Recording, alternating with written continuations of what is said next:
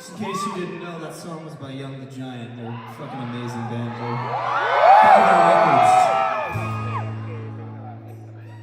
So we're gonna go back to some of my songs you guys like. This song's called